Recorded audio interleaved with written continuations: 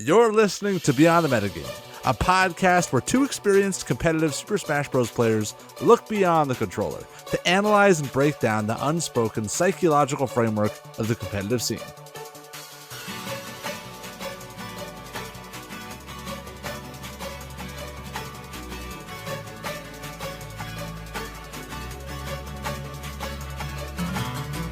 Welcome, broadcasting to the entirety of the Super Smash Bros. Community. This is Beyond the Metagame. I'm your host, Peon, this week live from Mila Kunis's ranch. I'm joined, as always, with our co-host, Abhi. Abhi, how's it going, big boy? All right, we don't have another person we have to like revere and celebrate on this podcast now. The lore is getting too complicated. there's too many like periphery characters. One thing I noticed, Davey, and maybe this is too early in the episode to plug the YouTube channel, but now that we record the episode proper, like it's pretty clear that we're just like in our own bedrooms, you know, right? Like, we don't, like, are we? Is this like the Wizard of Oz, where they're peeking behind the curtain a little too soon? Like, is this just going to be disappointing for folks? I mean, I think that it would be disappointing for folks that thought that we rented out studio space and like had like some crazy mic setup. We got that whole Joe Rogan thing going on, but nah, it's just our bedrooms right now. So, well, when we start getting that revenue and when we start like saying at the beginning of every episode, like try out Audible or like whatever that was, like. Yeah, seriously. The funny thing is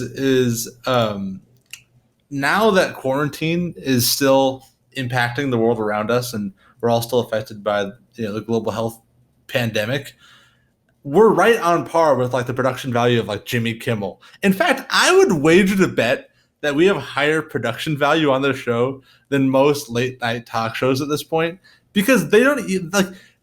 It's so funny. They don't even use localized audio. Like you and I, again, and maybe another peek behind the curtains, we take our own individual audio sources and stitch them together as if we were in the same room. Right. But you go on like Conan O'Brien, and his guest is just like, "Hello, Conan. Hello." And like they're just recording on like Skype or something, or on Zoom. And I don't know how we got this far, AV, but I'm happy to be here. Yeah, I'm glad the standards have been lowered so that we look good. So. That's the only way that we were going to be on par, AV, is if everybody else just got way, way worse at what they do. Yeah, I mean, the U.S. isn't doing too great as far as coronavirus is concerned. So we are presumably in this situation for a decent amount of time, which kind of sucks. If you're in the U.S., please do what you can to help stop the spread of coronavirus, because the graphs are sad. It is just sad how badly the U.S. is doing compared to like the rest of the world. But I mean, yeah, well, yeah, it's pretty rough out there. On a serious note, I hope everybody we've been sort of coming back to this. It's hard not to in the last few months, weeks, but hope everybody's doing all right. Hope everybody's staying safe out there. But AV, we do have a great little distraction. Gifted by Sakurai himself. He did give a little trailer, sort of his production value was admittedly better than ours, AV, but he was in his own house, sitting on his sofa. He got Nintendo. Nintendo like mailed him all of this like production grade equipment. He displayed it in his house, but he had to set that all up himself. So yeah, I respect that. What a guy. And with his little creative project, he also brought us the great news of Min getting announced, Davey. And we're gonna dive deep into that. But before we do so, I am by law forced to plug our YouTube channel. You see, AV, you're used to being sort of the head honcho around here. Well, guess what? We had a new marketing intern. His name is Rip Van Winkle. Okay, but he has me call him Boss. I have to call him Mr. Rip Van Winkle. It's terrible. It was probably the worst hire in corporate history. But alas, he's told me to plug the YouTube channel.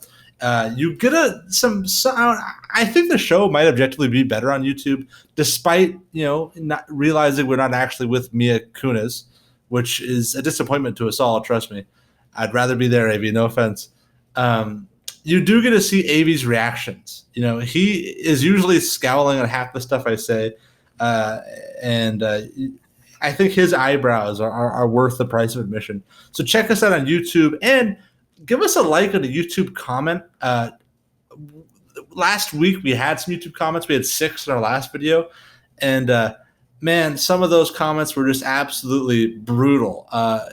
Okay, so for instance, Jeb Stewart writes, Peon looks like he would have a high squeaky voice, and AV's face expressions are so weird. Lol. Jeb! I appreciate the comment, my friend, and I do agree, at least as far as AV is concerned. That said, I do not look like I have a high squeaky voice, AV. I'm a big ginger guy. I look like I'm just got off the boat of Scotland, and I'm walking into, I don't know. Do you agree with Jeb?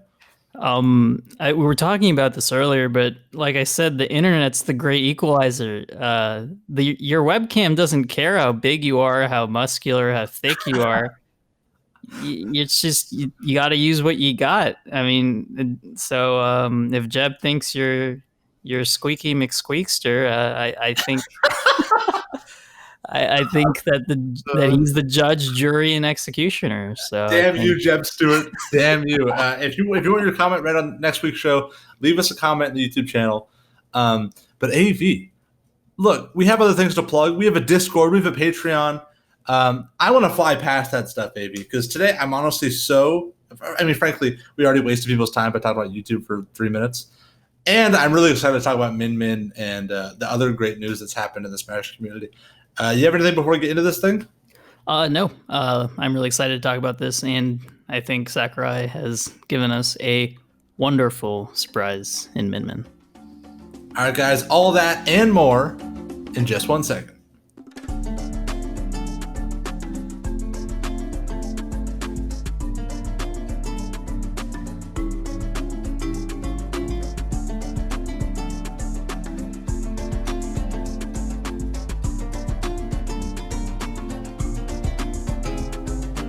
Welcome back to Beyond the Metagame. This week, AV and I are talking about Min Min. Later on in the episode, we're also going to be talking about Melee's new Rollback Slippi integration. If you want to play Melee or want to try it against a real opponent on a stable connection, now is the time. But we're going to hold off and put that after we discuss Min Min, because frankly, most of our audience is probably more concerned with Min Min. And AV, despite you and I both loving Melee and Ultimate, I think Min Min, there's lots to talk about. So first off, I want your honest impression, right? What are you thinking in terms of Min Min? First thoughts.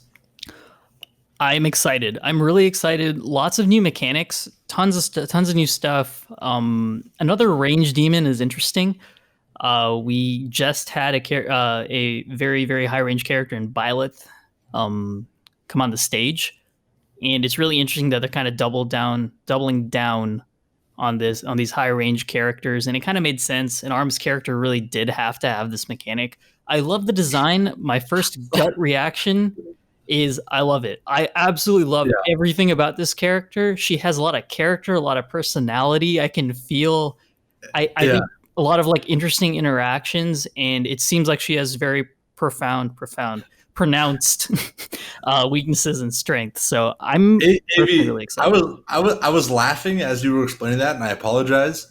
But when you mentioned Byleth, I was like, oh yeah, Byleth. I haven't seen a Byleth on Elite Smash like since the day she came out, or he came out, or they came out. But yeah, no, I think that's an interesting point. We just kind of got a range-based character, and now we're getting another one. But this one, look, Byleth, if you go back to that episode where we talked about Byleth's announcement, you and I were not like super thrilled with the fact that we're getting another Fire Emblem character. Honestly, we felt that thematically she was a bit redundant in terms of the rest of the cast.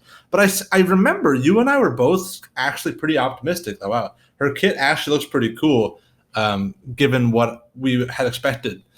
And I'm even more optimistic about Min Min herself. She, from an aesthetic perspective, and is awesome, but her gameplay actually looks cool. Like, yeah, she's based on range, and there's a bit of a stigma in terms of like that zoner sort of long range pokey type archetype, but she seems pretty well rounded. And I think her pronounced strengths and pronounced weaknesses that you indicated are going to make it to where she's fun to play against and to play as.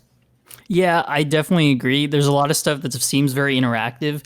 Nothing that she does seems uncounterable, but it seems like she can set up for a lot of different situations. So I kind of just want to dive right into it, kind of break apart her kit, kind of talk about what's new. We could start with the first thing, which is her arms. Uh, so she has two of them, as most normal individuals do, and Oh, come on. We what? have like one-armed listener who was like, God damn it, Amy, you just closed the show.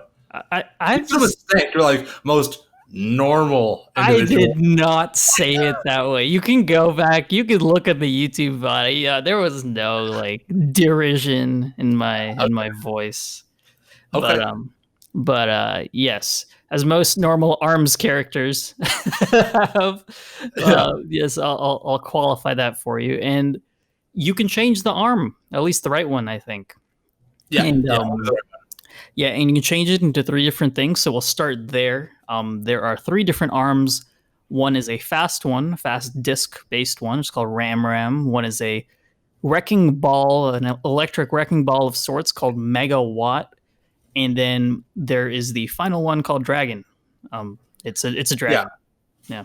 And that's kind of cool because like her left arm's always dragon, but the right arm you can do dual dragons. And they all have their sort of pronounced strengths and weaknesses. What I like about characters like Min Min in fighting games and video games in general, even within Smash, like you look at something like the Pokemon Trainer, where you kind of go through different phases, different stances, if you will, and you adopt a certain strength or certain a weakness, and you have to really utilize a specific strategy for a window of time, right? It doesn't seem like there's any sort of time mechanic, and with the arms, like in Brawl with Pokemon Trainer, the characters would get fatigued. Luckily that's not the case in Smash Ultimate. But it's cool. I wonder, we'll see different Min players adopt, like, hey, maybe one loves to use Ram Ram a lot. Maybe one likes to use Megawatt. Maybe it'll be the case where you'll rack up damage with the super fast, low knockback Ram Ram, and you'll try to close out stocks with the Megawatt. That seems to be and then maybe Dragon's sort of a more well-rounded one. It's kind of like Pokemon Trainer, where Ram Ram's Squirtle, Dragon is Ivysaur, and Megawatt's Charizard. Kind of, you know what I mean? Like maybe that's a bit of a, maybe it isn't exactly 1-to-1, but you see the similarities at least, Davey. Right. It's not a completely character change, but there's definitely a playstyle change that's going to happen when you switch between weapons. Personally, I don't feel Megawatt's going to be useful at all. I think most Min players are going to be cycling between Dragon and Ram Ram. Dragon's useful for the laser. The laser, I think, is really good. It seems very, very long range. Like on top of the arm already extending, you have this laser that's coming out of it. I think that's going to be really good as a poking tool. It looks safe. It looks very safe. Yeah. And then you have Ram Ram. Two-frame option too. If you point it downwards at the ledge, I'm wondering if that'll be able to gimp a lot of, like, think of like Fox, Falco, kind of like Firefox that be. Right, but I think Ram Ram is a lot better at that. So Sakurai displayed in the video that you can put Ram Ram off stage. If you angle it down, it kind of goes down and it dives under the stage, and you can easily two-frame. Not even two-frame, I think. You can just catch people out there. So so that seems like a very consistent way to edgeguard people at zero risk to yourself. Megawatt is too slow. To circle back to my previous point, Megawatt looks like you could reactively parry that thing every time, or it feels like you can jump on reaction. I just don't see. Maybe here is my one theory: if the hitbox lasts a really long time, I can see it being used to cover options like neutral get up from stage, which are covered by strong options that have lingering hitboxes. So I can see it being used as a hard read in situations that require lingering hitboxes. Yeah, like think of like a Cloud or an Ike or a Crom up B, where they go up above the ledge and then back down, and you could time it to where on their way down you could hit him with a megawatt, take a stock out at 50-60%. That's a really cool point because you can't get countered and there's no hurt box on these arms. Yeah. And that is actually a really good point. So if someone is just doing something unsafe, you can very, very safely use that megawatt to punish them and kill them at what, fully charged F smash kills at 47, something like that. Yeah, So and that's crazy. If you get a shield break, let's imagine she has a good shield break option. I don't know if that's the case, but that would be it's awesome just to have some of that in your pocket. Where it's think of it like Kirby's hammer, where it's not a practical move a lot of the times, but it's a nice just tool to have in the back pocket, right? absolutely. And so Min Min's Nair is also affected by which arm you currently have equipped between the three, Ram Ram, Megawatt, and Dragon. And maybe, Megawatt's Nair will be pretty good. We don't know. That's something to be explored, but that's a really good point. Finally, I think you might have more points on this, but something I wanted to touch on was how fast you can swap between the weapons. It seems instant. It looks like almost the first frame possible, and almost zero cooldown because you can just cycle through those arms. So even like a kind of a one up on maybe like a Pokemon trainer switch, it looks like you can cycle through those really quickly with almost no risk to yourself. So that's what's really cool, man. That's pretty cool because we'll see. I'm very curious to see how often you're going to be wanting to swap. It's like I remember when I was first watching. I'm going to go back to Pokemon Trainer, but when I was first watching Smash Ultimate, I remember, when Smash Ultimate first came out, there was a whole bunch of like tournament VODs. People running day one, week one tournaments, and I remember there were a lot of very eager Pokemon Trainer players who were trying to specialize. It's kind of become out of fashion. I'm not sure why. I know in Smash 4 you can only play as Charizard, so there were a lot of dedicated Charizard mains. And I think that some of them were still trying to make it work. I saw one guy who was like playing Squirtle, and all the comments or the commentators like, man, he should have switched to Ivysaur. I remember all the YouTube comments were like, dude, if he wants to be Squirtle, just let him play Squirtle. Let him specialize. Who cares? Like that's how he enjoys playing the game. And I think that's a fair point. But I wonder, I hope this character was designed to where you want to use all three arms. You're coming up with a hot take saying Megawatt's going to be useless. I think Sakurai himself in the little direct, the Smash Direct, said that's not really made for 1v1s. Yeah. It's better in brawls, he said, which I thought was funny. So, I'm curious to see if it's going to be the type of thing where you're swapping a lot or if you're going to kind of just stick with one of the three. I hope you're switching a lot. I think that'd be more fun playstyle. Yeah, I mean, I think Pokemon Trainer as well was designed with switching in mind. I think that like if someone's recovering, if you see a fox recovering low, it's like, what are you gonna do as Squirtle to immediately like eliminate their stock? You're gonna go all the way down there and back air, like what disjoint do you have? No, you're gonna switch to Ivysaur and down air that dude for free. I think if you're trying to win, you only using one character is silly. If you're trying to have fun, it's like do whatever you want. But I don't want people saying that like specializing in a character on Pokemon Trainer is the optimal way to play Pokemon Trainer. There's just clear superior options for certain situations. Maybe not for all situations, but for certain ones there definitely are. I also think that's going to be matchup dependent largely.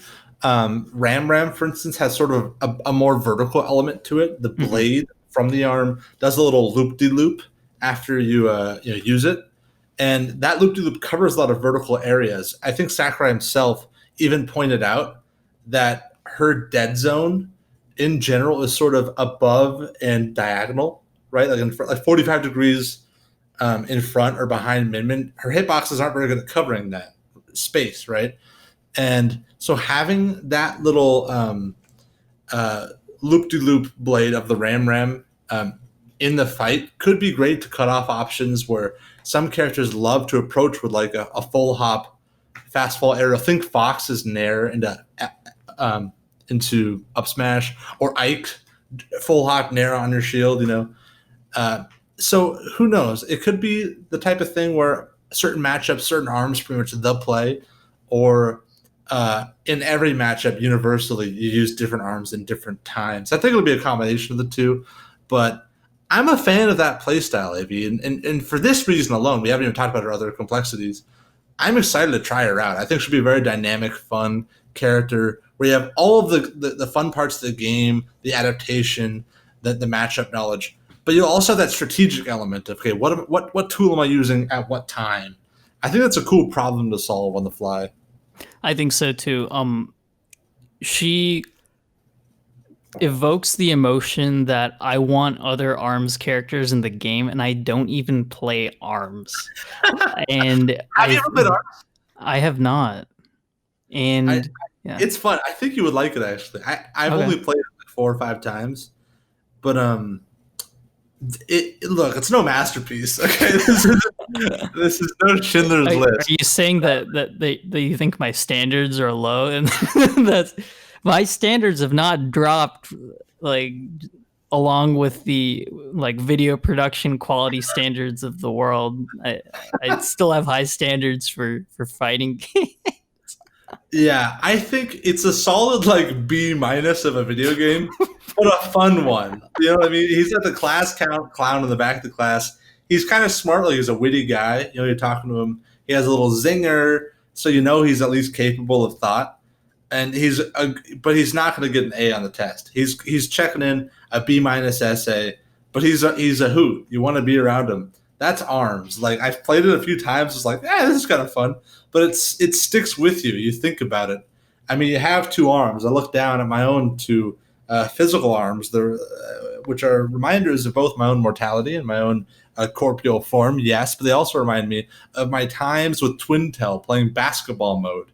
There's literally a mode where you play basketball and you're fighting and you dunk the opponent in the hoop. Oh, that's kind of cool. Go on, that's kind of fun. That sounds really fun actually. But yeah, I think this character is going to be really fun to try out. Lots of new mechanics. You can smash attack in the air with any of your with both of your arms. Really interesting mechanic. Your B button works like an A button for tilts and smashes, or at least the forward tilt and the forward smash. That's really neat. Not much to really dive into there, but well, yeah, stop you, AB. Unless But wait, what do you think about this? Okay, so one big praise I've always had of the Smash franchise, as both a competitive and casual player, is that it is so easy to pick up. If when you play Mortal Kombat, you know every character has special attacks. Most characters have like a fireball Hadouken-like move, but it's like one of 5 or 6 different inputs that makes the fireball depending on your character, and they're arbitrarily interchanged. Like sometimes it'll be quarter circle back punch, sometimes it'll be quarter circle forward punch. There's no real rhyme or reason why. It's just something to memorize. It's just an investment gap that you must cross before you can understand the character. Where in Smash, every character has an up B that makes them go up, for the most part. You know, so if you're playing with a noob or someone who wants to get competitive with the game, there's a universal language, a Rosetta Stone that people intuitively understand. And with the DLC characters, for the most part, other than like, I don't know, Piranha Plant, or maybe Banjo to an extent, they have all this baked in complexity. Terry, I mean, literally has inputs like I described. But, you know, Joker's pretty simple. But Byleth with her changing weaponry and certainly the DLC characters of old like Ryu, Ken, Bayonetta, and now Min Min, a character who has a different take on the game. Like you're saying, like her moveset is against convention. Her B button is the same thing as her A button pretty much, other than up B or down B. But explaining that to a casual person or a new competitive player seems like a bit of a headache. I mean, Sakurai took like 20 minutes to explain the character, and I think he kind of needed to. So I'm curious as to your thoughts about all of this, about like the complexity creep of DLC characters within Smash in general. I think complexity creep's a good thing. I think that it's similar to when other games put new characters in, and they're inevitably more complex and inevitably more overloaded than characters of old. And I think this is a good thing. You want to get people interested in DLC from a business standpoint, it's a good thing. But also, um, people, it's hard for people to get excited about simple characters. I actually, I just generally think that it is the game's job to kind of lay the foundation with all of the simple characters initially, and then develop more complex characters. I think that it's just I think that's just always how it's going to be, and the complexity creep's interesting. I think it's I don't think Min Min's going to be a character for new players because there's just a lot of things that just are randomly the way they are because of some technique from arms.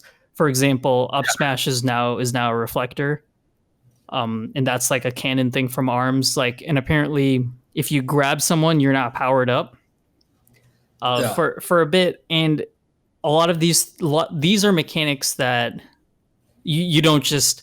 I mean, you can probably go to like the smash like tips in like the vault or whatever to figure them out, but no one does that. So yeah, so you're right in the sense that it's going to be hard to explain Min Min to newer players, but I think that the base mechanics of just punching with both arms, and you can punch in the air, or you punch with both arms, and you can switch what you punch with, is immediately understandable.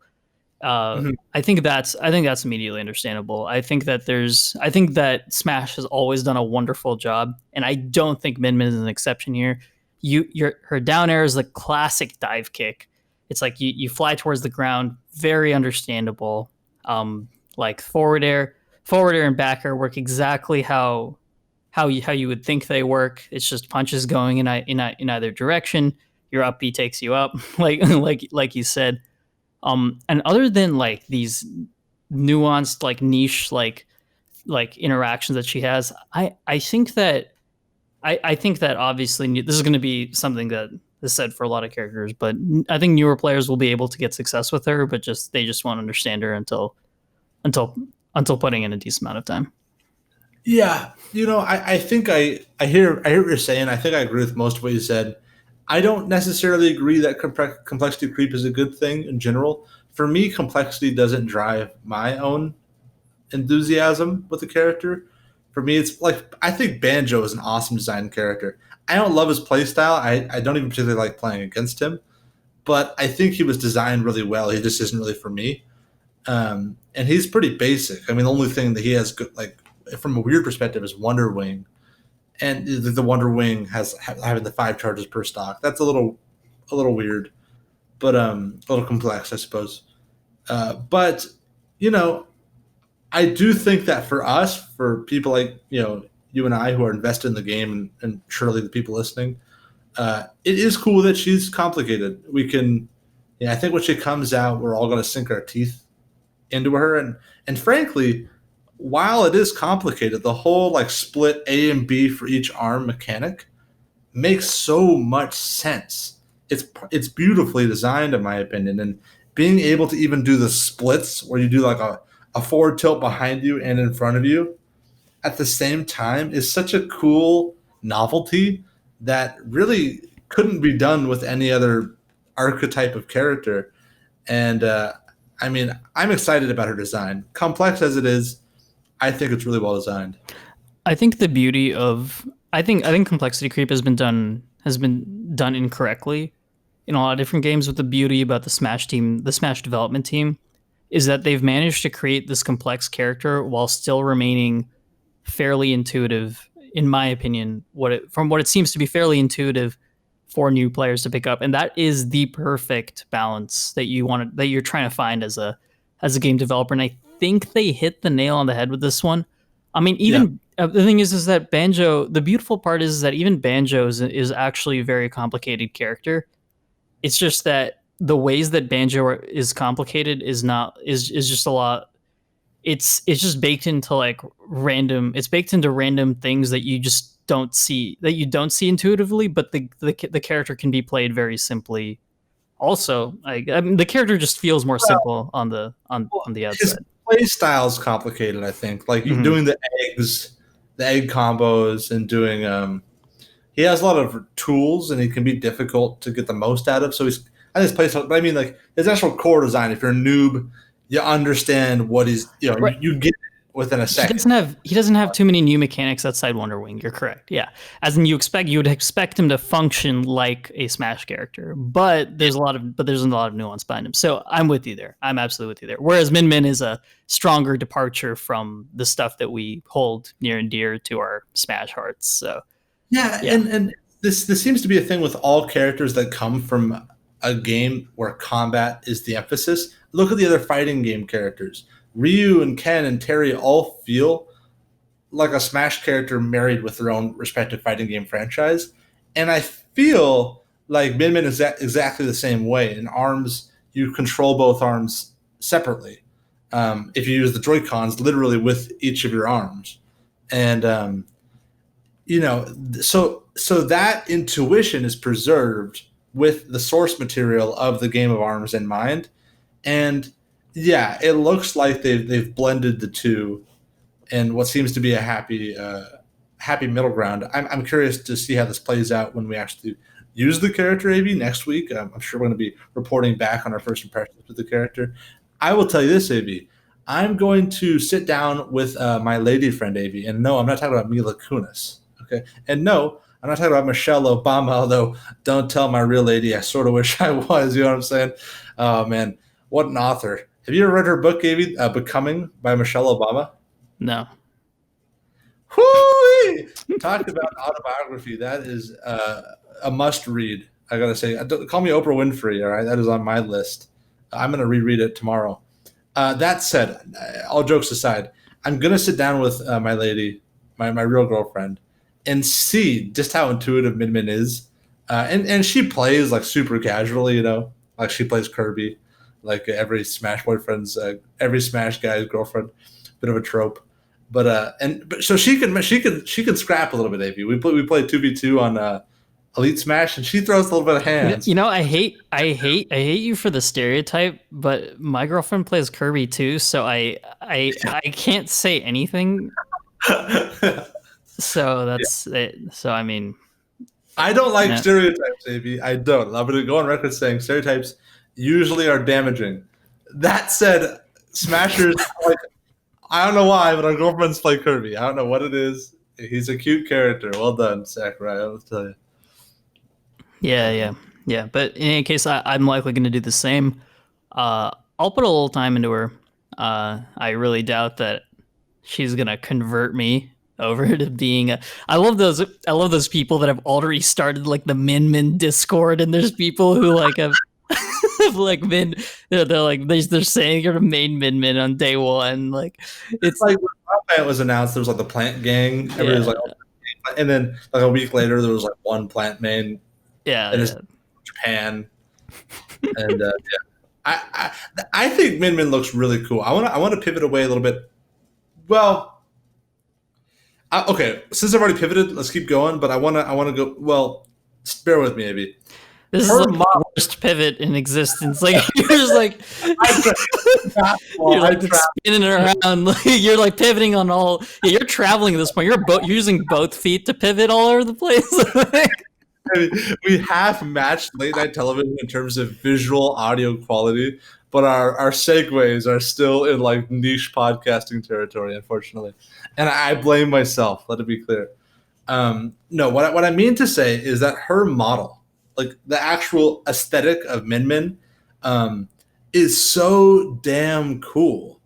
And look, man, you and I were pretty critical of Byleth from a visual standpoint. I mean, this is a pretty competitively minded show, but I remind people that aren't Smashers that competitive Smashers love casual Smash more than anyone else, right? So I love looking at the game from like a dude who just bought the game standpoint, And I think visually speaking, she is so unique. She's so cool. Her like spaghetti ramen hair or whatever. As you can see, I'm very white that I think her hair is spaghetti. But her whole attitude, the beanie, and like that her arms are springs. Something about the aesthetic just really resonates with me, and I think she looks really cool. And I think she's just an awesome, colorful addition to the roster from a thematic perspective alone. Yeah, I absolutely agree. I think that was something that when I was talking about her at the beginning, like what my initial thoughts were and what my gut feeling was, I was just like, this is how I'm feeling. Even like when I saw Terry for the first time, I was like, Terry's cool. Terry looks like a really cool addition to this game. But Yeah, this has eclipsed that, I think, twofold or threefold. I think she is, in my opinion, based off of gut feel, my favorite addition to the roster so far. I I I would go as far. I would go as far to say that. Yeah, because I think in terms of like how she looks, in terms of how she plays, and not because I want to play her, not because not because I have some vested interest in like even like just watching games of her and just becoming a fan of her. It's just that I'm really interested. I just really excited for her to join the Smash roster. I think she just fits really well with what we already have. I felt the same way about the Me Brawler too when he was announced. So, Yeah, uh, Vault Boy. wait, what do you call him? Vault Boy? No, we got the Me Gunner. Oh no, that's different. Wait, who's like? Did we have like a skin for Me Brawler? One of those special skins? Like, because I think it's only Me Gunner. Special skins. What do you mean? They all have skins. No, like me, because like we have like Cuphead, Sans, and like and now Yeah. Vault Boy are all like Me Gunner skins. Are there any like special brawler ones? I thought you could apply. No, you could apply like. Wait, I don't even know actually, dude. I've played the brawlers all like No, the Mii's all at one time.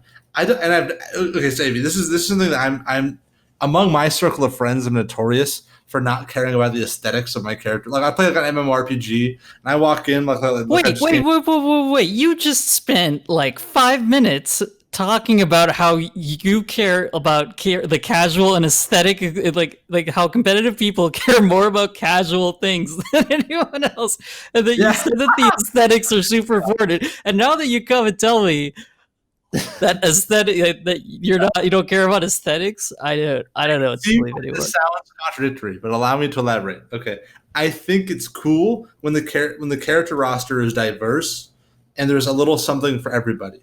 I think the game is worse when half the characters look like Marth, right? I think that's a bad thing. I think if half the Fire Emblem cast got Thanos snapped, is that his name? Maybe Thanos. Thanos, I think. I don't think it's I Thanos. made Or, a if half the Fire Emblem characters were just disintegrated, I think the game would probably be better. Um, and I probably just pissed someone off, and good. I'm glad I did. Now here's the thing: when it comes to like a personal character customization standpoint in games, I don't care. Like if my character looks like he just was like Macklemore out of the thrift shop, he got a broken keyboard, he bought a broken keyboard, he got hand me downs from my granddad.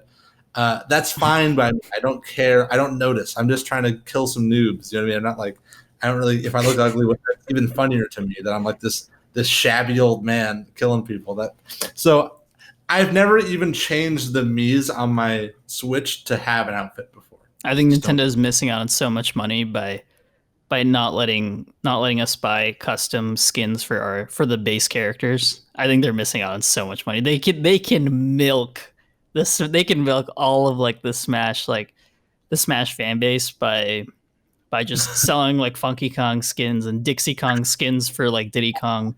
Like, what if you Okay, had a Dixie? but that's not aesthetic. That's like you're buying a new character. No, Like if no, it was just a you complete get reskin.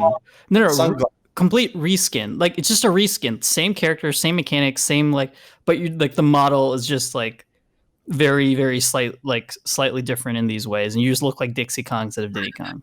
Is that a reskin? That's like an Echo Fighter at that point. There's a difference. If you're changing the character, it's one thing. Because I think part of the fun of Smash is having that sort of like, oh, that's my guy made it in. You know, like it's bigger than just the model. It's like it's No, your own. I'm saying people would buy it. I'm just saying people would buy it. I understand there's a difference between an aesthetic like change and a Yeah, new character.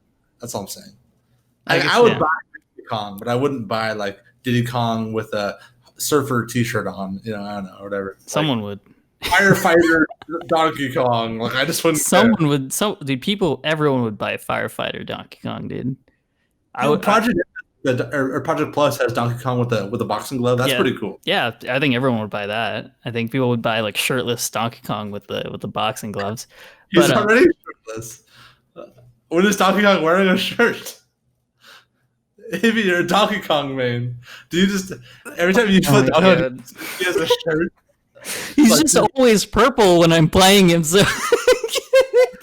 he'll be straight from Princess Peach with a dress on. I think my brain is just not like recognizing the purpleness as like skin.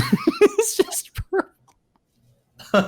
But in any case, let me pivot to our next topic and talking about Melee and the updated netplay. So this is a massive update for those who are not informed about the Melee sphere. What? Can I interrupt you? Yeah. I remember when I initially pivoted very poorly, very, very poorly. Yeah. Infamously terribly. Okay. Double adverbs can modify their adverbs, AB. So don't. If I say infamously terribly, don't roll your eyes at me ever again. Okay. It's grammatically correct, right? You're the grammar guy. Yeah, they can. Did I roll my eyes at you for that? I didn't mean to. I think my facial expressions are just so like spastic. That's what Jeb Stewart said in the YouTube comments. And I have a scripty voice, Amy. Don't trust my facial expressions unless Peon said something weird, and I probably just furrowed my brows at it. Yeah. Well, see, now here's the YouTube plug. Is now if you want to confirm whether or not AB rolled his eyes, this is like eye roll gate. You can go on YouTube and check. But anyway, I want to finish off because Min has a couple more little wrinkles in her kit that are notable. I think I just it's not much, but I want to polish it off. I'd feel bad if we skip past it. Her up smash is a reflector. We talk about that. Like that's a weird franchise first for a smash attack. Is there any? There's no other instance where like a normal attack reflects stuff, right? It's only special attacks. Ness and Lucas forward smash. Oh, that's correct. Okay, right. I knew there was like one. Is there anything else?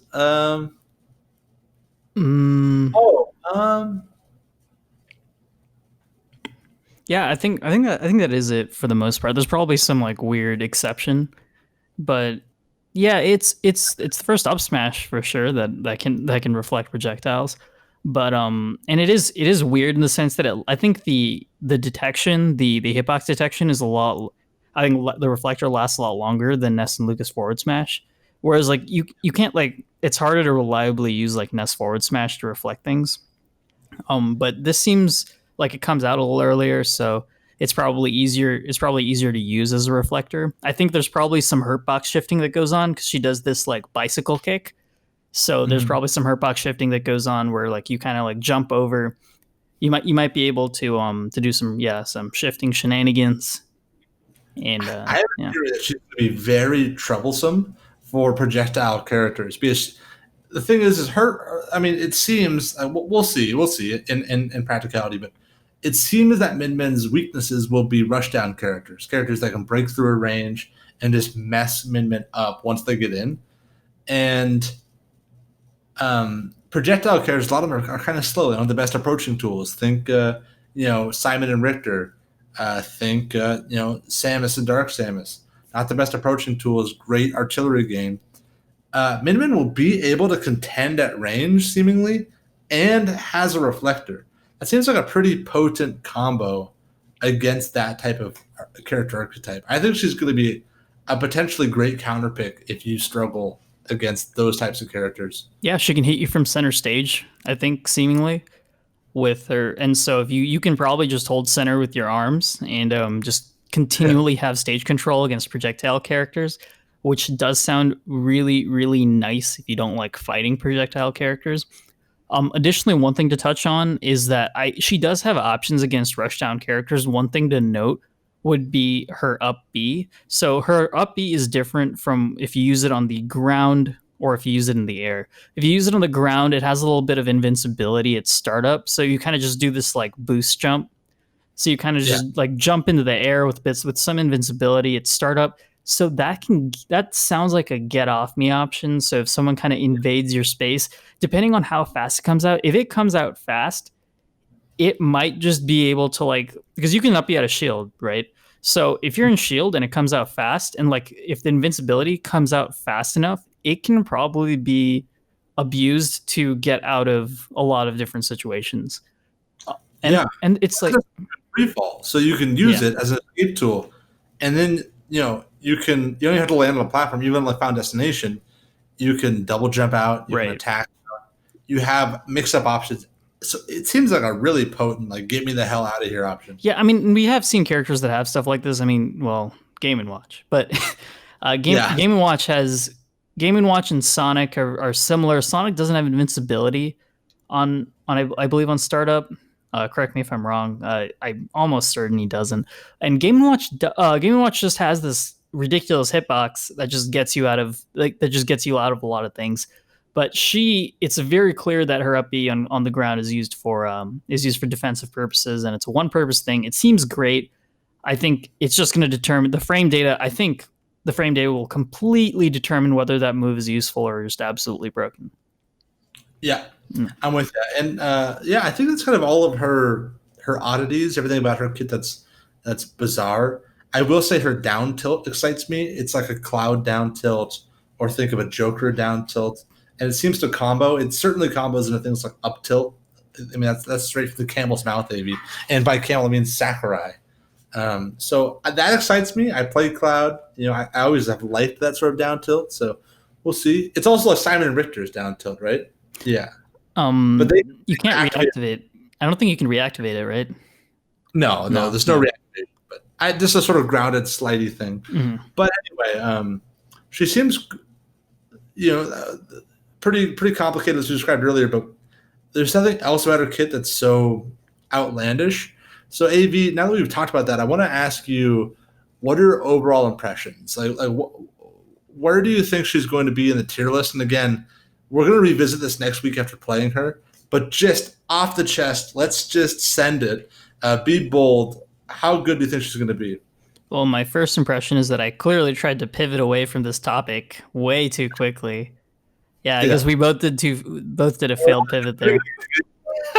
I mean, weren't you really good at perfect pivots in Smash 4? I was. Yeah. I've gotten old. I think I feel like I end up just saying mid tier every single time. We always do. Yeah, I feel like I just give some like some really fence city answer. If you want to pass the torch, JB, I can go first. I have my answer. I don't want to rush you though. Take your time. All right. I'm gonna say, God, because if you say it in either direction, you're just gonna get just absolutely destroyed. We're on YouTube now, so we're gonna get destroyed in the YouTube comments. Stewart's gonna comment about my squeaky voice and how dumb you are, AB. You better watch that. Yeah, I should be careful. I'll say she's mid-high tier. I'll say she's mid-high tier. She has get off me options. I mean, it will put her into disadvantage. She has a lot of like seemingly good frame data and massive range, and she seems mobile, which is the most important thing, right? So range is one thing, but she seems like she actually is like decently mobile. So that is kind of like the other part of the equation. Her disadvantage isn't that bad. She has a tether recovery, which can help out in a lot of ways. It prevents you from getting two framed normally. It prevents you from. It allows you to have really massive vertical. I think that there's a lot of good things in theory going for her. We don't know her frame data perfectly. I think ESAM like managed to figure out all of her frame data and post it on Twitter somewhere. But we really need to see how it all comes together in the flesh. And I think she's mid-high tier. I will say that, and that does mean that puts her around like maybe the top 20, top 25 range. Okay, yeah. I was going to say high tier. I was going to be a little bit more optimistic than you, but I think top 20 seems about right. And again, we haven't even played the character yet. But some things that you said, she has great range. Her frame data seems pretty good. She's not a slow character by any means, and range and agility is a great thing in Smash Ultimate. Smash Ultimate's a game about advantage state and disadvantage state. She doesn't have that many great landing options. It seems maybe her Nair will be useful in that regard. But her advantage state seems great. Huge hitboxes, pretty quick. And I think it comes down really to reliable kill options. That remains to be seen. If she has a couple of nice bread and butter combos that could lead into fatal situations, then I could see her being very good. But I don't know, man. Look, all the DLC characters have been pretty good. Terry, Banjo, Joker. Byleth isn't very great, I'll be honest. But they're trending towards good. Right, but do you know what the reason Byleth is bad? Byleth is bad because they're slow. Yeah, Byleth is exclusively bad because of aerial speed, run speed, walk speed, aerial acceleration, and run acceleration and stuff like that. If Byleth was mobile, Byleth would be a really, really good character. I agree with you. Yeah, I do. And that's the problem. That's the problem. AV, are you going to be playing Min at all? Are you going to give her an honest try? Are you intrigued enough to be like, hey, maybe I should I know that you're going to play her when she comes out, but are you going to consider putting some serious time into the character? I already have I'm squatting on the Min Ultimate Twitter account handle, so I've already joined the Min. No, I'm kidding. I don't think so. It's just from an honest perspective. I think that I think that I'm probably still going to be playing DK. I will give her a try. Will I give her an honest try? Probably not. Unless if I see I'm not a trailblazer. I'm someone who sees other people do things and I'm like, oh, I can do that. I'm not someone who labs things. What's up? Do you say Lewis and Clark? Yeah, you know them, right? They're American folk heroes. Yeah. Them and Sacagawea. Yeah, didn't Lewis and Clark weren't they there was some story about how they were terrible people and they all died in something. I don't know. There's American history is just gross. Wait, what's up? Huh? I think it was Lewis or Clark wrote about the Pacific Ocean. Pacific, it comes from peaceful. It means peaceful in Latin, right? Mm-hmm. And one of them wrote that there was nothing peaceful about the Pacific. And that always stuck with me. I heard that one stormy night when I was in San Francisco. I was on this old wartimey pirate ship. It was this field trip that we had to do where we manned and piloted a pirate ship. You ever heard of the game Sea of Thieves, maybe? That mm-hmm. was me. 5th grade, I was on the rigging crew tying knots. And part of the immersive experience was we had to wake up for guard duty, where I woke up at 4 a.m. First of all, the ship was docked. We were just in the... Wait, are you kidding? This is a legitimate thing you did? This is a legitimate thing we did. And so we were tied to the dock, but we were still on lookout. So I woke up between 4 a.m. and 6 a.m. And we woke up, everybody else woke up at 6 a.m. So I woke up from 4. I woke up at 4 and had to stay up all the way into the morning. But so it was 4 a.m. and I was just sitting there overlooking the city of San Francisco. And I watched the city wake up. I saw the Ghirardelli Square. I saw the transient men running around. Is that okay? Can I say transient men, maybe? Are you referring to homeless people? Yeah. Oh, okay. I think you can say that. Yeah, I think that's fair. So a funny thing, I was talking to now we're doing story inception, but one time I had to this collegiate. I was in this collegiate journalism class. Well, it was just a journalism class, but I was in college, right? And I had to do a hot story. So I did a story on the homelessness in our college town. And so I was talking to all these homeless guys. I was talking to the cops. I was trying to get a real good story together. And they're like, "Yo, yeah, you gotta talk to Father John." It was like a quest in the RPG. I was like, "Where is this Father John?" So I find him. He's in robes and he's wearing a cross. He looks like from the movie Zorro. And so I was like, "Yeah." So Father John. So I sit down talking to him. This beautiful man. He has pictures in he has a big office. all these pictures of men. He's saying, Dane, all these men that you see around us, they lived and died in this college town that we live in. And some of these guys were engineers, were doctors, were military men. And the one thing they all have in common was an event of calamity, sort of like Calamity Ganon, maybe, but he didn't say that. He just said calamity struck, and all of them were brought down by some tragedy, and it spiraled them into the state that they now find themselves in, where they're living on the streets. And he said, profoundly, I might add, the word transient was such a derogatory word and so unfitting, because in the college town, when students would pass through, it was the homeless men who actually would stay there for dozens of years, as everybody else would pass through the town. And so maybe I shouldn't use the word transient, Davey. But anyway, I was in San Francisco.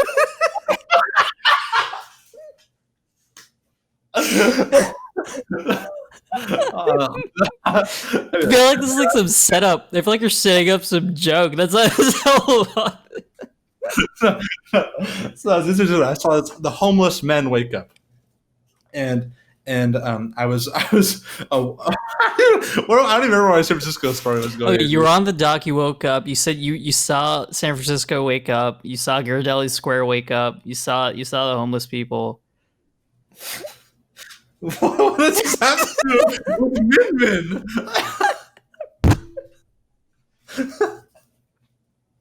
What are we talking about?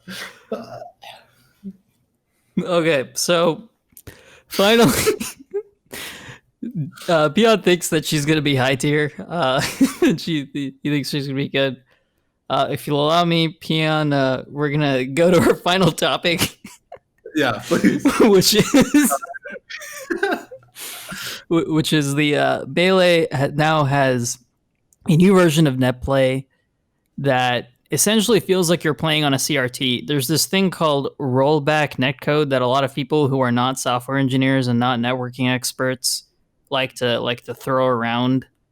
I don't know what it means. I have no clue. You're gonna be like, I work in software, so let me tell you. I don't work in networking. People who do networking are another beast. Well, yeah. So colloquially, as I understand it, from a layman's perspective, and I'm probably wrong, as you very well just said, it has something to do with both different games, different versions of the games that you're playing. You're both playing Melee on your computer.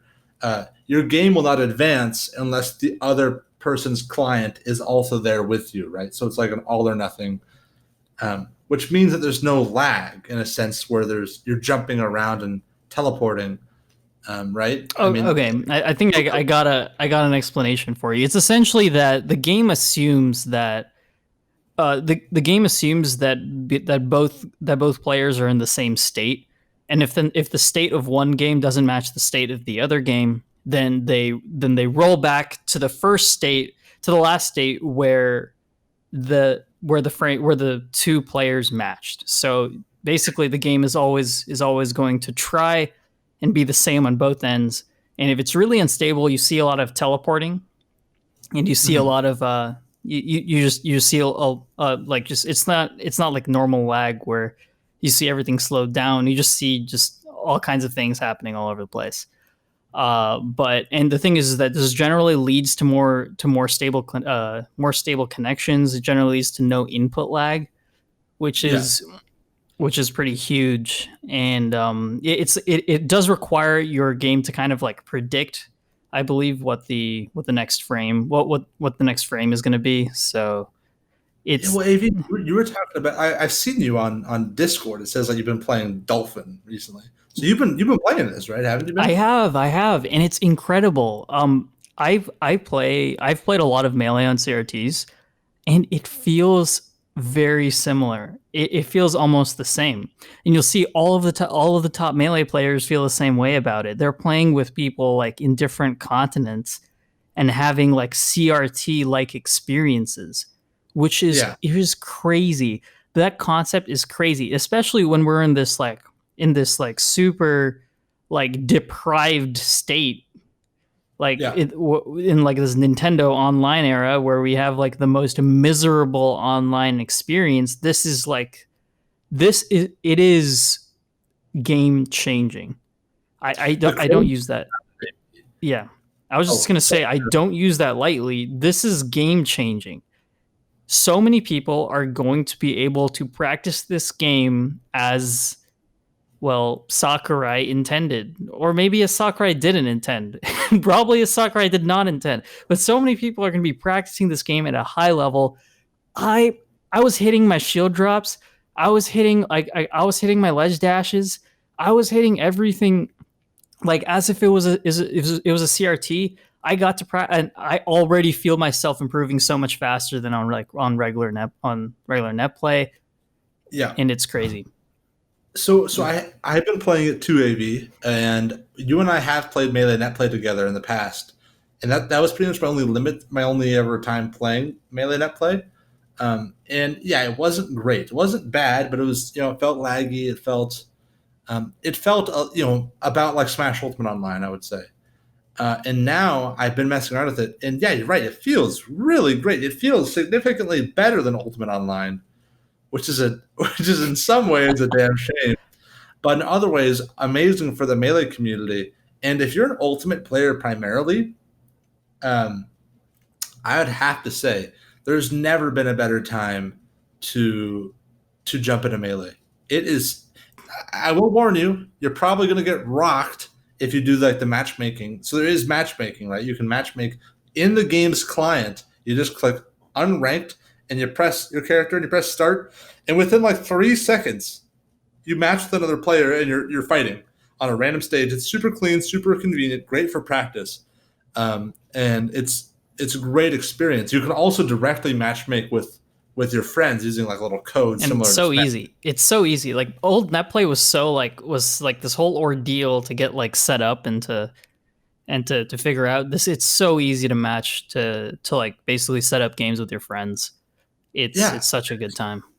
Yeah. I'd recommend setting it up, trying to get in a match with one of your buddies, if you're brand new, because you know maybe that was my first competitive game, maybe, and you also have played competitive Melee quite seriously before as well. Neither of us are that great in the grand scheme of things, but we both enjoy the game, right? We're not total noobs, and even I was getting dogged on by people just in the random matchmaking. I would either destroy someone who I could tell was like an ultimate guy, or I would just get four stocked by some like Melee veteran, and it was very fun. I was having a good time both directions, but maybe it's a good time to jump in with a buddy and see if you even like it a little bit. But it's awesome. I will say, like we said, maybe a game changer, a huge boon to the Melee community, and it's just a game that will never die. So much passion, so much love in that community, and never been a better time to jump in. So I definitely, we'll put the information in the show notes, AV, on slippy.gg, right, is the website where you can access all this stuff. And there's a bunch of resources on how to get started. And we'll put that all in the YouTube description and show notes as well. That's correct. All right. Well, that's going to wrap up our main segment for today. And before we kind of get out of here, we are going to be launching some questions at each other. We have one from our intern, Rip Van Winkle. I think he snuck Rip this one in here. Don't answer this question. He's going to cut my pay. So here we are answering it first up. And it's a doozy. He says, I just picked up a secondary that I plan to co-main. As a person who has only had to focus on practicing and developing one character, how do I have to shift my mentality and practice schedule to accommodate two very complex characters? Yeah. Well, I know Rip Van Winkle plays Wii Fit Trainer. I know that because Mr. Van Winkle competed in our last Beyond the Metagame online tournament. And the way I would approach it right now, it in part depends on your goals, right? So, are you picking up the secondary to cover certain matchups? If so, then that becomes a bit easier. I would recommend structured practice against the characters that you plan to use the secondary for, and develop your skills within that framework. Like let's say you have a bracket demon that plays heavies, Bowser's, Donkey Kong, something like that, and you want to pick up Joker because Joker's good against those characters, let's say, for simplicity's sake. Practice against those characters and implement strategies. And while you're doing that, you're also learning the movement and kill options of your secondary. So it's kind of a double-edged sword. Or not double-edged sword. It's kind of two birds, one stone. If you're also just picking up a secondary for general use, you just think it'd be fun. I would think that I'd recommend just take a deep dive. Don't play your main for a week or 2 or 3. Really immerse yourself in the secondary and allow yourself in your head to like main the character. At least you primarily play as that character. You could still mess around with other characters, but really try to immerse yourself. Go full bore and wear that flag proudly. Like, look, I'm a Lucas player now. I'm gonna own it. Because once you return to your main, you'll realize that a little tune-up's all you need to get back in a form. You've put a bunch of hours into your main. It only takes an hour or 2 to tune it back up to feel real good again. So that's how I would approach it. Avi, do you have anything to add, or do you disagree? Yeah, do it right. So this is what I assume, is that both characters are very complex. So the secondary is also one of those hard, high skill ceiling, low skill floor characters, and or high skill floor. I don't know how people use that analogy. I think the skill floor is just this bastardized analogy that people have just thrown under the bus. Complicated character. I don't understand. Very complicated character, and you're gonna either do it or don't do it at all. I'll tell you that. If you were someone like me, I would say don't do it at all. But not everyone's like me, so I'd give you the advice to pick up a basic secondary character. So one thing that I do want to talk about is that I did a Smash Ultimate lesson with none other than one of the best DKs in the world, DK Will. And even DK Will told me, and eventually we will retweet I believe the YouTube video when it comes out, or the Twitch highlight if the YouTube video doesn't make it out in time. But even he said the most dedicated of DK mains, the person who's been playing DK for 12 years, said that Smash Ultimate is a game of many characters, which was interesting to hear. I didn't think that I'd hear that from him. Apparently, he plays Cloud and Bowser a lot, like to warm up and in certain matches, certain matchups. So, if you are going to be a highly competitive player in this game, you are likely going to have to pick up 2 characters. But the thing is that if you do want to pick up a character that's complex, do it right, like Peon said, or don't do it at all. Because it's just not going to be worth your time. You're just going to have this half-assed, complicated character that you've put all this random time into. You've just practiced all these like link bomb tech that Peon likes to talk about all the time, and you have nothing to show for it. Whereas you could have put that time into Cloud or Wolf or some like very straightforward character that you didn't really have to spend a lot of time practicing insane tech for, and you have results to show for it. So do yourself a favor and don't put in more work than you need to, or go all the way. That's damn right. I like that, Abby. Classic BTM stalwart Robiert asks, how many chicken nuggets can you guys eat? Avi, I'm gonna take the first crack at this. I could eat a lot of chicken nuggets. I don't know the last time I've eaten a chicken nugget. Probably a couple of years, honestly, Avi. I don't eat chicken nuggets very much, but that said, I bet I could just pound about like 45 chicken nuggets at least. I say I get to 20 before getting sick. Like, you have a small appetite, Abby. Yeah, I do. It's hard on me in these COVID times with like with like zero access to the gym. I've been eating like nothing, which is unfortunate. But yeah, I can't even stomach the idea of eating more than like 12 or 10 chicken nuggets without like eating something else. That it just repulses me, like the idea of eating that many. I could eat probably 55 or 60 chicken nuggets. I believe you. You can.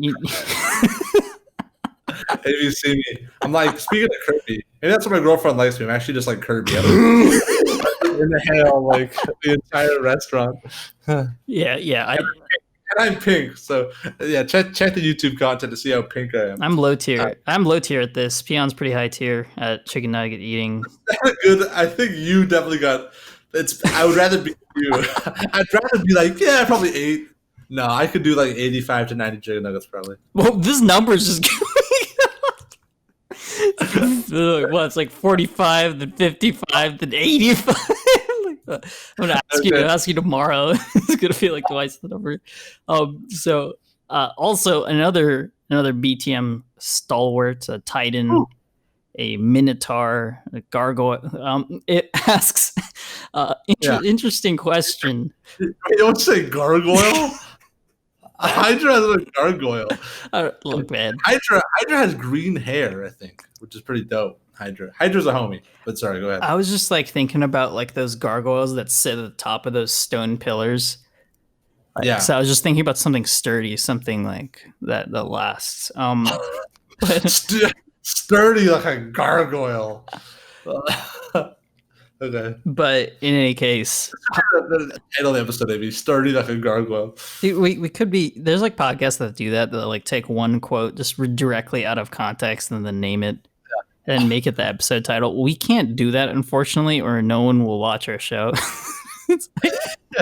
I don't know how they are watching it right now anyway. But yeah, after your tangent on like San Francisco in like the middle of the ocean staring at Ghirardelli Square, and we didn't even get the payoff from that. We have no idea where we've left everyone. I'm so sorry. Dude, I had no idea. I'm so thinking about it. No idea where I was going with that. I'll be honest. You did an Inception story. I had a story within the story. One of my anecdotes didn't. If I had a chicken nugget baby for every time my stories didn't make sense, I'd still be able to eat all of them. Okay. Hydra asks, interesting question, though maybe it's been asked before. Abhi and Peon, what characters would you like to play, but just can't or won't for whatever reason? Could be a playstyle thing, maybe the character's too low tier to be worth it, etc., etc. Yeah, that's a great question, Hydra, and I feel this way about a lot of characters. Avi knows that my Mario has always been this like distant, abstract thought. This extends back to Smash 4. This continues in Ultimate. My Mario has these like flashes of just brilliance. I look like Prodigy or Dark Wizzy, and then I'm just horrible.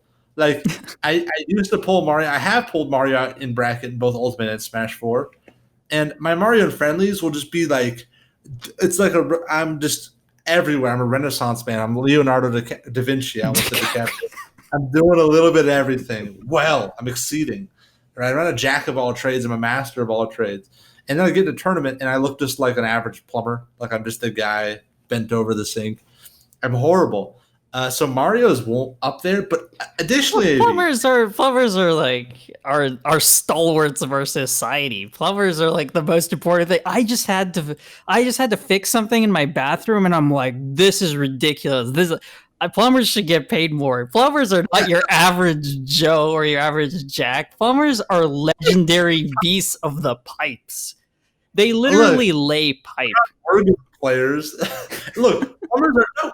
I've done plumbing work. My dad he's a do-it-yourselfer kind of guy. So as a kid, I fixed sprinkler systems. I've done some trench in Navy. Look, hats off to every plumber. But a plumber is not going to beat like Bayonetta in hand-to-hand combat, which is my point. But what I mean to say is Mario would be really fun. I'm just bad with the character. I don't know why. It's intergalactic. I don't know, mishap. It's just this. It's never meant to be, right? Abhi, what do you got? I'd have to say Joker. And I know this is kind of like the opposite of what you were expecting, Hydra, and some like they're too low tier. Well, the reason is that I want to play Joker because he's high tier. I want to play a high tier character. I've been looking for a high tier character to co-main with Donkey Kong. I've been really, really looking. And I thought I found Joker. I thought I found this character. And I do still play Joker. I do still have a Joker, and there's stuff still there. A lot of the practice I put in is still there. But it doesn't feel right. It feels so boring. The character doesn't. It doesn't. He doesn't hit as hard as I want him to. He doesn't like, and I know Arsene hits hard, but then it just goes away. You get hit a few times and then it just goes away. And it doesn't feel very. The character doesn't feel like viscerally good in my opinion. It just doesn't feel. There's something about the feel of the character that doesn't hit right for me, but maybe it'll lock in at some point. But I really want to play Joker. I really want to be good at Joker. But again, alas, as Peon said, the intergalactic. I was gonna say intergalactic stars, and that's like the biggest like redundancy and like the intergalactic constants that rule this world have not aligned for me yet. Yeah. Or ever will. If they're constants, they never will. So yeah. You know what I'm thinking about constantly, AV, is you and me at a big old ranch. Me and Kunis is there. We're drinking iced tea. Do you think? Okay, now here's the thing. We're both men who are taken, right? You have this just absolutely roasting hot, spicy chili mama that you call your new fling. That relationship you guys got is quite spicy. It's fresh. It's I don't want to say zesty, but I might. You know what I mean? It has all the bells and whistles. You've taken her out for a test drive, and you decided to get that thing financed. Ew. Baby, right? God, that's such a gross analogy. No, not like that. I mean, like you guys have tested the waters, and it's working. It's great. Not like don't think of this like too physical. This isn't like a literal thing. It just feels gross, dude. I don't know. I just didn't like. That. It's a super zesty hot. I don't like the word zesty. I don't like that. You guys have physical and emotional chemistry, and it's contagious. All right, man. I'm caught in the crossfire. I gotta say, I'm getting hit by. You radiate it. It's residual. And AV, I got a ball and chain. My lady, she used to listen to the podcast. She doesn't anymore. So now I can just say she's just no. She's great. I feel weird saying that my relationship has all the bells and whistles. I have a great relationship. It does. He has a great relationship. I feel like I have to say this for you because like you're the one who like says it about him and his lady friend are like the stalwart. I'm just gonna use it for the third time. The stalwarts of the relationship game, the relationship scene. We've been at it for a while. And it's always fun watching you interact. You're like if you thought that Peon was putting up a character and that he's like actually the different off the show, he's not that different off the show. He's exactly how you think he'd be. So. She's great. That said, you and Mia Kunis, right? Do you mean Mila Kunis? Yeah, that's what I said. Okay, all right. You're just not enunciating. Yeah, I don't like where you're going with this. I don't like where you're going with this. All right. Well, fair enough. Just then we move on. Are we not giving the pay? Are we doing? This is the second time we're building this entire thing up, and we're just not actually getting to the meat of the issue. No, I'm just thinking. You, me, Mila, we're on a ranch. We're drinking some sweet tea. Like, what's the next step? Where does this go? We fixed the plumbing. You were living on a ranch, like you just do it yourself. I think Mila just leaves the ranch once. She just hears me like not finish the story, and then Mila just leaves. She's like, you know what? I'm getting out of this ranch. Thanks, but no thanks. I'm gonna go see Ashton. I think her and Ashton could share together.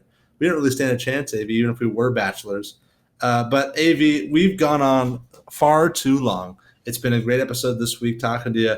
I love talking to AV. It was a ton of fun for me and for no one else. AV, that said, you brought a lot to the table. You've been a rock star this episode. You deserve a little recognition, a little connection with the community. Where can people celebrate you, AV? Now, if people really want to find me, and I mean really, because if you want to figure out what my long Indian last name and my long Indian first name, actually it's just the initial, or if you want to figure those out, you can do that. You can do that on your own time. But what you can do is you can go over to the Beyond the Metagame Twitter account. But the thing is that I'm not even going to tell you to do that. So these last few weeks, Peon has been trying to act all high and mighty about not following him on Twitter and saying, "Oh, social media is the pariah of society," and "Oh, I am so above this, my moral high ground." Oh, and actual like impersonation there. But yeah, just email us at beyondthemetagame@gmail.com. I want to hear what the community has to say. Reach out to me on Discord. Send me a DM on Discord. Tell me your problem. Tell us what you want. Tell us what you want to talk about. Talking the podcast discussion channel or the gameplay discussion channel on our Discord. Twitter can get a little weird sometimes. So if you ever want to have like a safe space to talk about things, we're always open. But if you did actually want to find where my Twitter is, you can do it in one place. It's called the Beyond the Metagame Twitter account. And the thing is that I have extremely long-term amnesia around very specific things, such as the Twitter account handle for our podcast. So Dane, on the other hand, remembers nothing, but he does remember this. So we actually fit perfectly together. We have a perfect overlap of everything. So Dane, please tell me where we can find this. I think something traumatic happened to me on that boat in San Francisco. I could not remember a lick from my time at sea. But I will say this. You can follow us on Twitter at Beyond Metagame. You heard me, at Beyond Metagame. The show you're currently listening to is called Beyond the Metagame. But Twitter does not give a damn, AV, and I don't believe they are going to anytime soon. You can also follow me on Twitter. That's right. I'm hopping back on the Twitter train, AV. After you call me all high and mighty, we'll see. I have friends in low places. You heard that song, maybe? That's a popular one here out on the horse ranch. Mila taught it to me. I will say this: my Twitter handle is Peon_BTM. That's correct. Peon_BTM. That's Bravo Tango Mike for all of you transients. It's been a great time, guys. Stay safe out there. Take care of yourself. Keep your head up in these crazy times. And hey, next week we'll be back. We'll be talking to Min, and I'm looking forward to it. As always, thank you for listening. Goodbye. This week's episode was in part made possible due to the support of our patrons: BK Otter, Campbell Soups, Cerebro, Danderson, Weasel, Fancy, Hydra, Minlo, Pry Sensei, Ringo, Spencer, Deem Guy, Two Tacos, Booney, Butta, Donut, Dubai Poison, Fart Daily, Ferris, Kyle the Hero, Makatoon, Robierd, Rubop the Dog, Shaq Pernicus, Ultimate, and Westchester.